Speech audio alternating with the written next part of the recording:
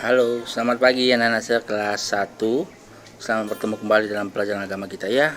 Hari ini kita akan bicara tentang doa-doa dasar Katolik ya. Yang pertama adalah tanda salib ya. Di buku kamu di halaman 126 ada gambar yang sangat bagus, yaitu gambar Yesus ketika disalib ya. Nah, di gambar itu ada Yesus dan dua orang penyamun yang disalibkan bersama dengan Yesus ya. Nah, dari gambar ini kita bisa lihat bagaimana perasaan kita atau perasaan Yesus ketika disalib. Salib adalah lambang, ya, simbol kemenangan Tuhan Yesus atas dosa-dosa manusia. Ya, salib adalah simbol kemenangan kita.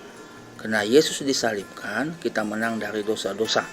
Dosa kita dihapuskan oleh Tuhan Yesus. Nah, ketika kita di sekolah, anak Nasr, kita sebelum belajar selalu membuat tanda salib, misalkan seperti ini ya.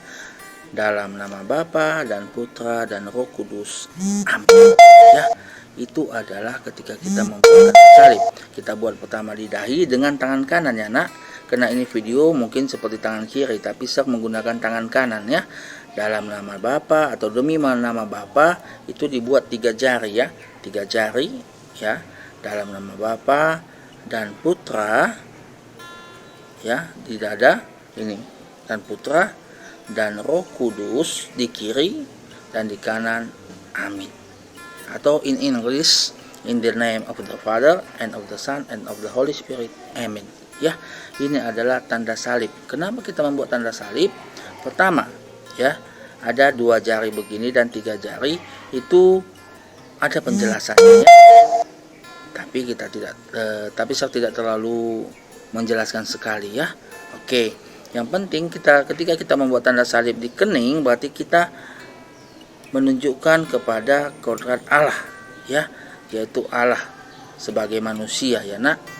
Nah, demi nama Bapa itu berarti kita buat artinya Bapa yang sudah merencanakan, Allah Bapa yang sudah menciptakan ya.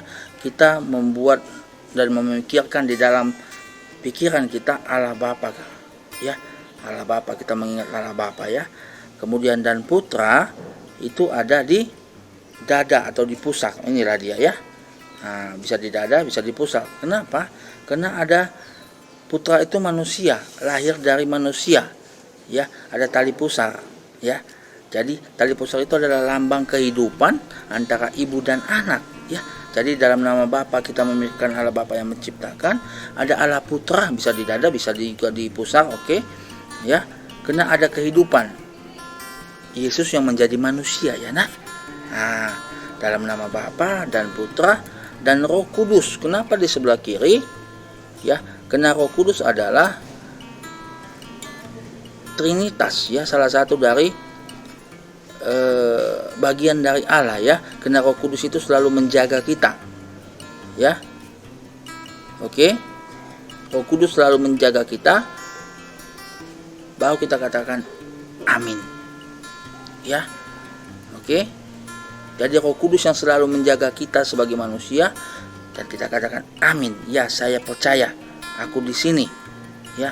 Jadi artinya tanda salib adalah dalam nama Bapa dan Putra dan Roh Kudus. Amin. Berarti aku menerima, memikirkan Allah, bersyukur kepada Allah, dan menerima Putra ya adalah ya Tuhan Yesus yang menjadi manusia, dan Roh Kudus yang ada yang selalu melindungi, menjagaku, dan aku katakan amin ya kepada Allah Bapa, Putra dan Roh Kudus yang selalu menjagaku.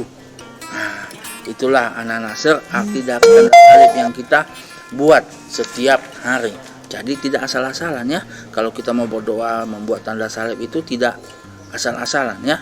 Di halaman 130 atau 130 itu pun ada maknanya ya. Makna salib atau tanda salib itu ada maknanya ya. Pertama, kita percaya kepada Allah. Kemudian salib menunjukkan keadilan Allah. Yang ketiga, salib menunjukkan kasih Allah untuk menebus dosa-dosa kita ya, Nak.